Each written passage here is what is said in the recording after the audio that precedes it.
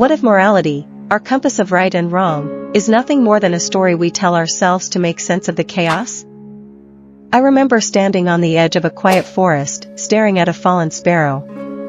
The world didn't pause, the tree swayed, the sun burned brightly, and ants dissected the sparrow.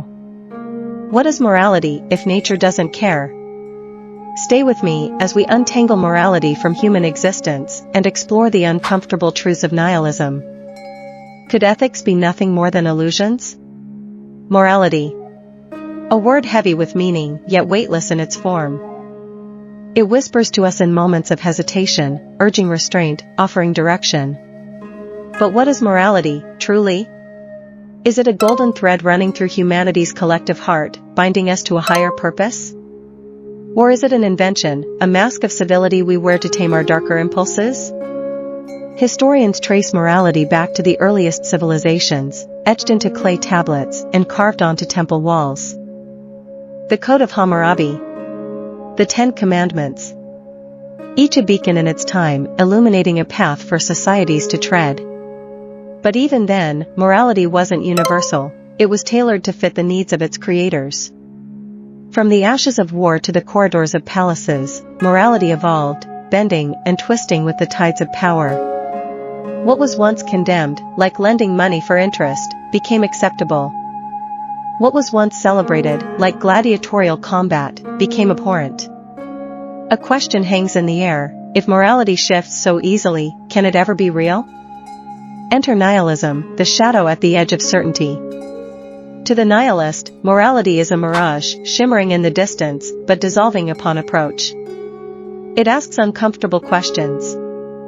Why do we cling to these constructs? Why do we assign meaning to concepts born of convenience?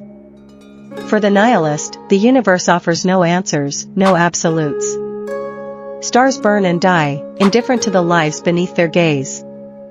Humanity, in its arrogance, dares to impose order on the chaos. But morality, they argue, is just another futile attempt to carve permanence into the shifting sands of existence. Morality, so revered, so sacred. Yet, peel back its gilded layers, and what do we find? A tapestry woven not of universal truths, but of cultural convenience. What is cherished in one land is condemned in another. In ancient Sparta, a boy's cunning and theft was praised, while the same act in Athens was met with scorn. Like shifting shadows on a sundial, morality bends to the time and place in which it exists. A whispered truth lingers beneath this realization: what if right and wrong are not eternal forces, but mere reflections of human whim? If morality changes with the wind, can it claim to be anything more than a fragile construct, a house of cards waiting for the storm? Imagine a world unraveling at its seams. In the throes of war, starvation, or survival, morality often becomes a luxury. History bears witness: the atrocities of conflict, the betrayal of neighbors during famine, the chilling choices made in desperation. The nihilist sees these moments not as aberrations, but as truths revealed. Beneath the veil of moral righteousness lies the raw instinct to endure. When the structures crumble, morality crumbles with them, leaving only the bare, beating heart of human survival. Step into the wilderness and listen, not to the birdsong, but to the silence beneath it. In nature, there is no morality, no good or evil. A lion tears into a gazelle, and the savanna does not mourn. A forest fire consumes all in its path, indifferent to the lives it destroys. The nihilist looks to nature and sees a mirror, an existence without judgment, where life and death dance without meaning. If the natural world, vast and eternal, operates without morality, why do we presume our human constructs hold any more weight? Are we not, at our core, animals playing at gods? Many seek solace in the divine, in the belief that morality descends from the heavens, inscribed on sacred texts. Religion promises a higher order, a cosmic judge, to weigh our actions. Yet, from a nihilist's perspective, this belief is but another story, a narrative spun to tame the chaos of existence. The gods of old demanded sacrifices, the gods of today demand obedience. But if divinity itself is a construct, then what of the morality it births? The nihilist whispers, if the gods are silent, then who will answer for the rules they wrote? Perhaps morality is not divine, but pragmatic, a tool to ensure order in a world that teeters on the brink of chaos. Laws and ethics keep the wheels of civilization turning. They make neighbors out of strangers, allies out of adversaries.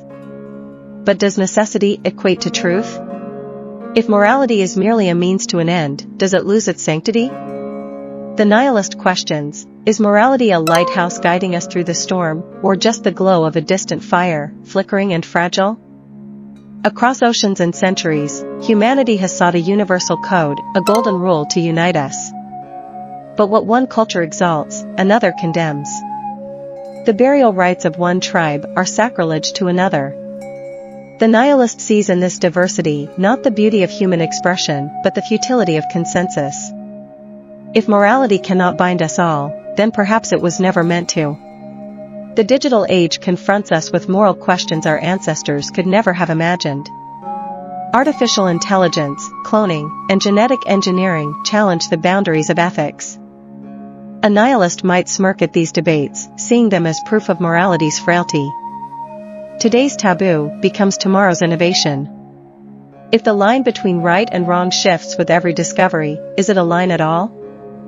In the flickering glow of a theater, the pages of a book, or the strokes of a brush, humanity grapples with its deepest questions. Artists and writers have long been the torchbearers of moral inquiry, exposing the cracks in our ethical foundations. Dostoevsky, Camus, Kafka, each offered a glimpse into a world stripped of meaning, where morality falters and humanity persists. Through their works, we confront our fears, our doubts, and our fragile grasp on the idea of goodness. And yet, for all its darkness, nihilism offers an unsettling freedom. If morality is a construct, then we are not bound by its chains. In the absence of imposed ethics, we can create our own values, personal, intimate, and true. Nietzsche called for humanity to go beyond good and evil, to embrace the chaos and forge meaning in the void. The nihilist's rebellion is not one of despair, but of defiance, a refusal to accept the shallow comforts of preordained morality. In the face of meaninglessness, love burns brighter, a fragile ember against the abyss. Is love a moral act, or is it something deeper, something primal?